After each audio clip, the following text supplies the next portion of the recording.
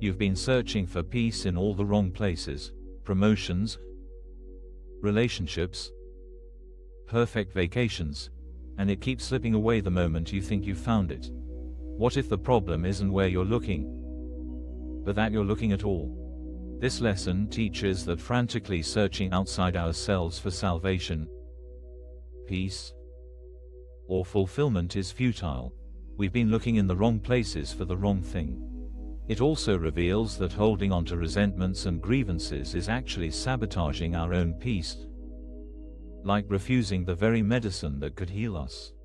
Sarah refreshes her phone for the third time in 10 minutes, scrolling through job postings even though she just got promoted. The familiar tightness in her chest returns, that gnawing sense that something's missing, that the next opportunity might finally be the one. She tells herself she's being proactive, staying ahead, but underneath, there's a desperation she can't quite name. We all know this feeling: the constant reaching, the endless scroll, the belief that peace is just one achievement away, one relationship away, one perfect moment away from finally arriving. Your mind is like a person frantically digging holes in their backyard, convinced treasure is buried somewhere out there, while standing on a chest of gold the whole time.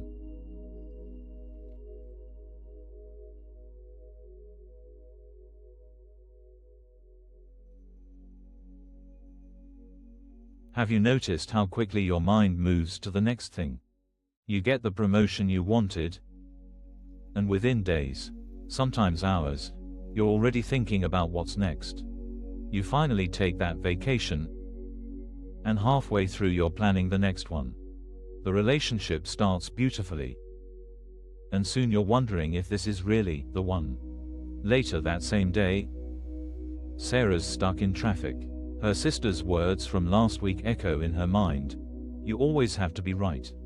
The accusation stings more each time she replays it. She builds her case, remembers every time her sister was inconsiderate, every moment that proves she's the reasonable one. The anger feels justified, almost righteous. She grips the steering wheel tighter. 2 different moments, same exhausting pattern. In the morning, she digs frantically for future treasure. In the evening, she buries present peace under past grievances. Each grievance you hold is another shovel full of dirt you throw on top of the treasure, making it harder to see what was always beneath your feet.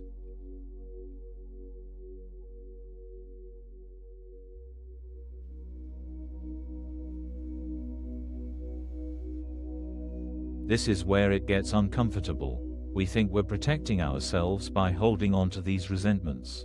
They feel like armor, proof that we've been wronged, evidence that we deserve better. But watch what actually happens in Sarah's body as she replays that argument. Her shoulders tense. Her breathing becomes shallow. Her jaw clenches. She's literally attacking herself with her own thoughts. Holding grievances is like drinking poison and expecting someone else to get sick.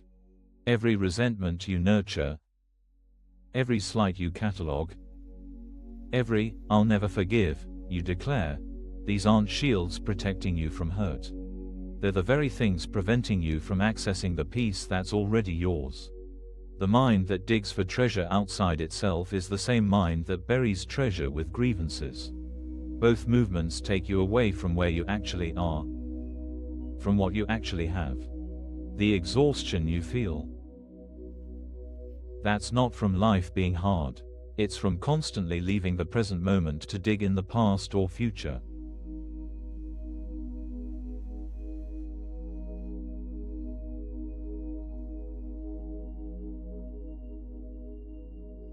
Sarah's phone buzzes with another job alert. For the first time, she doesn't click it immediately. Something feels different. The urgency that usually drives her forward feels suddenly questionable. What if she already has what she's looking for? What if the promotion wasn't the problem, or the solution? The thought feels radical, What if peace isn't something to achieve but something to stop blocking? She thinks about her sister. The anger is still there. But underneath it, she notices something else: exhaustion. Not from the argument itself, but from carrying it. From replaying it, from being right. What would happen if she just let it go? Not because her sister deserves it. Not because the argument didn't matter, but because she's tired of drinking poison. This is the shift. Understanding that peace was never something to find. It was something to stop covering up. Every search outside yourself, every grievance you maintain, these are the shovels, not the solution.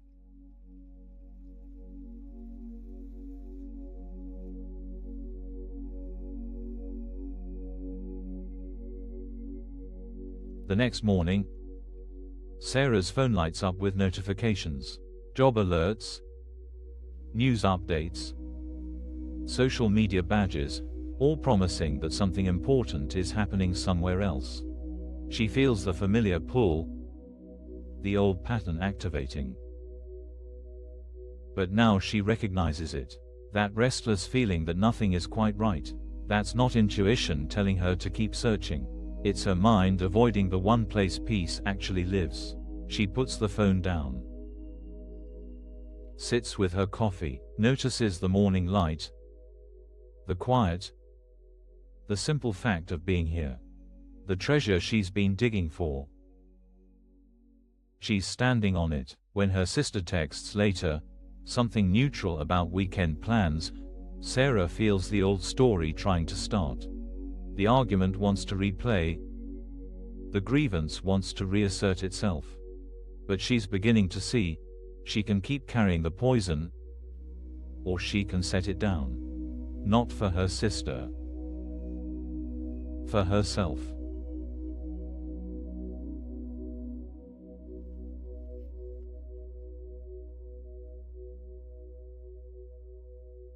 What changes when you stop digging and start standing still? The exhaustion lifts. Not all at once. Old patterns don't disappear overnight.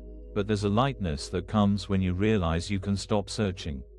When you understand that every frantically scrolled job board, every replayed argument, every what if that pulls you from this moment, these were never paths to peace. They were detours from it. You've been standing on treasure the whole time. Every grievance was just another shovelful of dirt hiding what was already yours.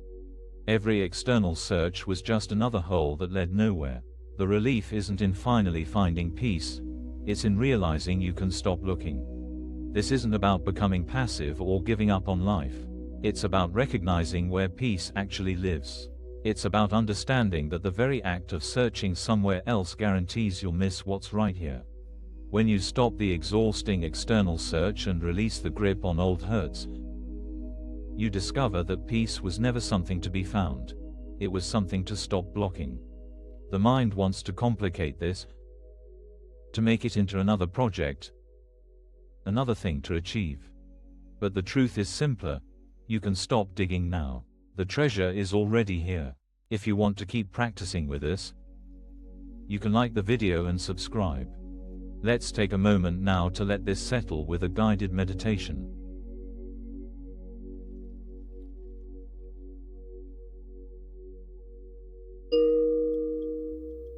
Let your body find its comfort. There's no special position required. Just let yourself arrive here, now. Notice your breath without changing it. It knows how to breathe. You don't need to help. Feel where your body touches the chair, the floor, the air around you. These simple points of contact. Nothing to search for. Already here. If your mind wants to wander to tomorrow's tasks or yesterday's conversations, that's okay. Just notice. See how it wants to dig. Always looking for treasure somewhere else. Let your shoulders drop. You might not have realized they were raised. So much effort in the holding.